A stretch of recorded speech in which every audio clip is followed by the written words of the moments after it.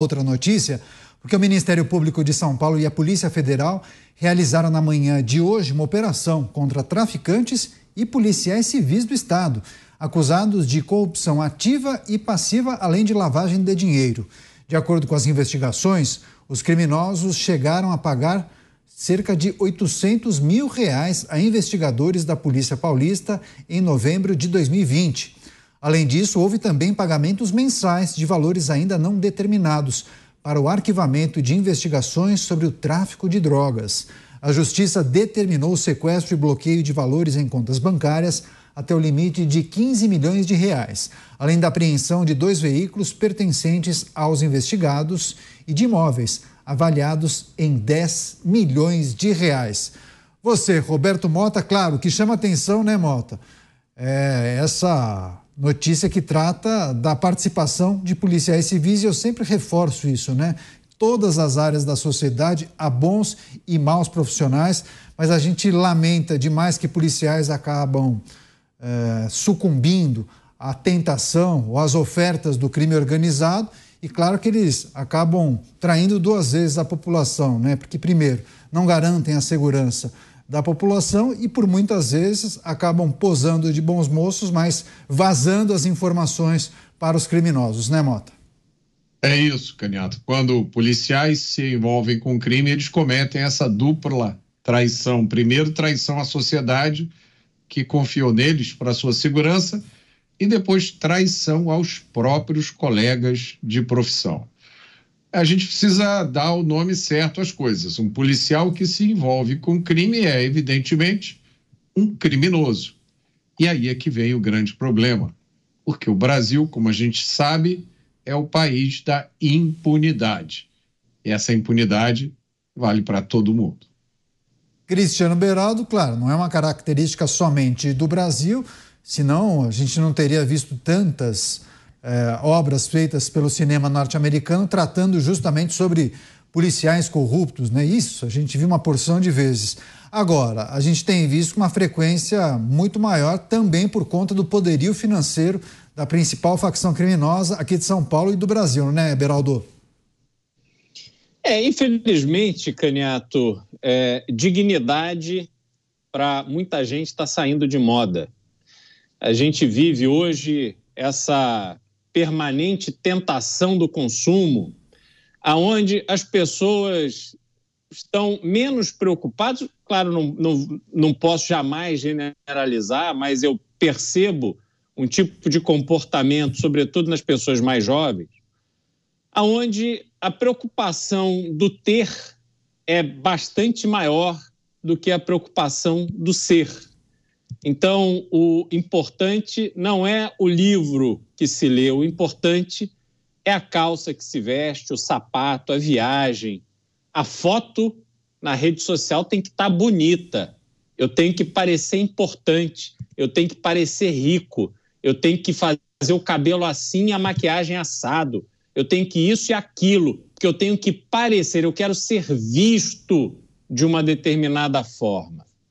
E isso se contrasta com um comportamento tradicional das pessoas que elas estavam não preocupadas de tempo integral com a opinião dos outros, mas estavam preocupadas em ser bom pai, boa mãe, bom profissional, ter uma vida digna, ser respeitado pela comunidade por aquilo que ela é e não por aquilo que ela queria fazer parecer que era. Quando você tem esse tipo de dinâmica, aí você tem um ambiente perfeito para que uma organização criminosa que movimenta centenas de bilhões por ano possa seduzir essas pessoas sem dignidade para facilitarem o seu esquema de cometimento de crime em troca do dinheiro para essas pessoas se realizarem. Veja, o que tem na cabeça de alguém que pega o dinheiro do tráfico de drogas, joga no lixo o juramento? Veja a falta de dignidade, Caniato. O policial ele faz um juramento de defender a sociedade, joga no lixo, porque a sua palavra nada vale. Ele é só um vagabundo, um criminoso, que usa o distintivo que lhe foi dado para proteger a sociedade, para ganhar dinheiro. O que passa na cabeça desse marginal quando ele está lá, no barco, com a esposa, com joias, viajando, dando uma de bacana, querendo conviver em ambientes onde as pessoas chegam pelo trabalho, pela criatividade, o espírito empreendedor. Mas ele não, ele quer pegar o atalho, porque ele é vagabundo na sua essência. Ele quer ir no restaurante que pessoas ricas vão e que alguém com o salário de um policial não deveria ir, mas ele quer falar para todo mundo que ele pode. Essa pessoa não tem dignidade. Essa pessoa não é uma pessoa, é um verme. E como verme tem que apodrecer na cadeia, é urgente que se tenha penas muito mais duras para quem usa a credibilidade, o respeito à autoridade, o poder que lhe foi dado para proteger a sociedade e corrompe todo o sistema de proteção que essa sociedade sonha em ter. Esses vagabundos, eles têm que passar o resto da vida sendo uma vergonha para que os filhos entendam que quando estavam lá viajando de primeira classe, hotel 5 estrelas na Disney, que aquilo veio com dinheiro do crime, que o pai deles foi um criminoso e que sirva de exemplo para que eles não repitam os passos errados do pai. Então, é revoltante a gente ter que comentar notícias como essa, que se tornam corriqueiras, porque essas pessoas envergonham a polícia e envergonham a nós, os pagadores de impostos que financiamos o salário desses marginais. Pois é, comentário ótimo do Beraldo, mas Beraldo, você tem uma capacidade para descrever os seus exemplos, que eu fico imaginando o cara que está no rádio ficar exatamente observando toda aquela cena que o Beraldo acaba descrevendo. Muito bom, viu, Beraldo? Você, Dávila, queria que você trouxesse também sua reflexão. Esse é um problema talvez mais comum do que se imagina. A gente tenta trazer todos os destaques que envolvem, claro, o combate ao crime organizado, mas também, quando policiais são identificados colaborando com o crime, é preciso trazer isso e refletir sobre esse mal que também acaba atingindo a nossa polícia. Eu compartilho da indignação do Beraldo, mas é uma indignação que ela tem um efeito muito maior do que só uma questão pessoal, porque ela corrompe, na verdade, a credibilidade da polícia. E é por isso que muitas vezes o brasileiro, quando é assaltado, quando tem agora não vou fazer BO que não vai dar em nada, ele acaba não acreditando na polícia. E isso é muito ruim, porque uma sociedade, nós deveríamos confiar na polícia. E quando aparecem esses maus elementos, esses criminosos, esses bandidos infiltrados de policial, imagina só a pessoa que fala assim, nossa, eu poderia ir na polícia civil para dizer que tem ali um ponto de tráfego e tal. Imagina se ele encontra um perverso desse aí que está dentro do esquema.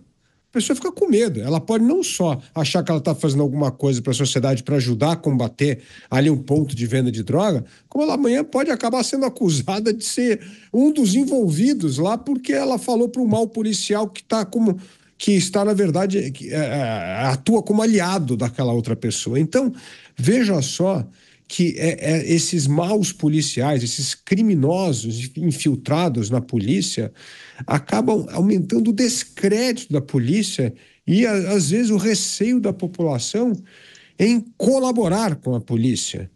Então, ele tem um efeito muito mais nefasto do que apenas a imoralidade, tem um efeito de corromper a credibilidade. E isso é algo muito preocupante, porque, no fundo, Caniato, nós que somos jornalistas, acabamos dando muito mais espaço para os maus elementos, as maçãs podres na polícia, do que os bons policiais. Raramente a gente traz aqui uma notícia enaltecendo uma ação policial, né? E isso é muito ruim, é muito ruim, porque é uma desproporcionalidade do número de notícias ruins com notícias boas. E eu acho que esse equilíbrio nós precisamos começar a fazer para não fazer com que apenas a prisão de alguns agentes criminosos seja um retrato da polícia como civil, como instituição. Nós temos que separar uma coisa da outra. Porque se nós amanhã não acreditarmos mais na polícia civil, na polícia militar, aí a gente está perdido. Mas a maioria da polícia, é preciso destacar aqui, é formada por gente honesta, trabalhadora e que luta todo dia para proteger a população. Mas, Dávila, quando a gente traz aqui os bons exemplos da polícia, quando eles acabam identificando esquemas do crime organizado, é uma maneira de enaltecer, elogiar e bater palmas para a polícia, certamente. Agora, em cima disso que o Dávila trouxe, o impacto na imagem da polícia, Mota, certa vez um amigo me disse o seguinte: se você vai em um restaurante ruim, você conta para 10 pessoas. Se você vai num restaurante bom, você conta para 2 pessoas. Qual é o efeito de uma notícia como essa para a imagem da polícia? Porque a gente sabe que é a minoria, né, da polícia que comete ilegalidades, né, Mota? É evidente, Caniato. Aí a gente tem 2 coisas distintas acontecendo. Primeiro, é uma coisa natural, né? Que a notícia que chama a atenção é a notícia ruim. Ninguém dá uma notícia assim: olha, hoje uma família acordou de manhã, o pai foi trabalhar, a mãe ficou em casa cuidando dos filhos, os filhos foram para a escola, voltaram, jantaram, foi um dia perfeito. Isso não é notícia. Então, as notícias ruins, essas tendem a chegar, são as notícias que tendem a chegar ao conhecimento das pessoas. Então, eu dei um exemplo aqui já disso, que também traz um outro aspecto do que está acontecendo. Existe em andamento uma guerra à instituição policial. Esse não é um fenômeno exclusivo do Brasil, acontece nos Estados Unidos.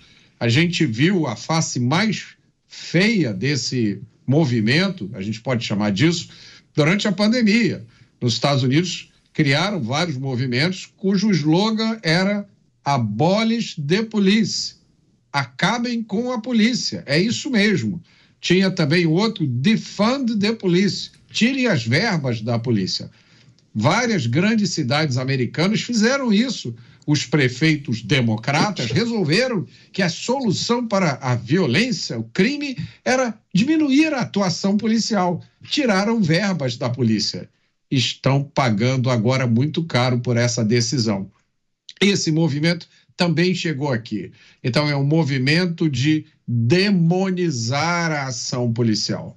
Eu aposto que todos vocês já viram especialistas em segurança pública, com muitas aspas, por favor, dizendo que a causa da violência do Brasil é a atuação da polícia. Então, se você tirar a polícia das ruas, diminuir a ida da polícia nas comunidades, as pessoas vão viver uma vida muito melhor. Então, essa combinação é a combinação desses 2 fenômenos que contribui para dar tanto destaque a notícias que são, obviamente, uma exceção.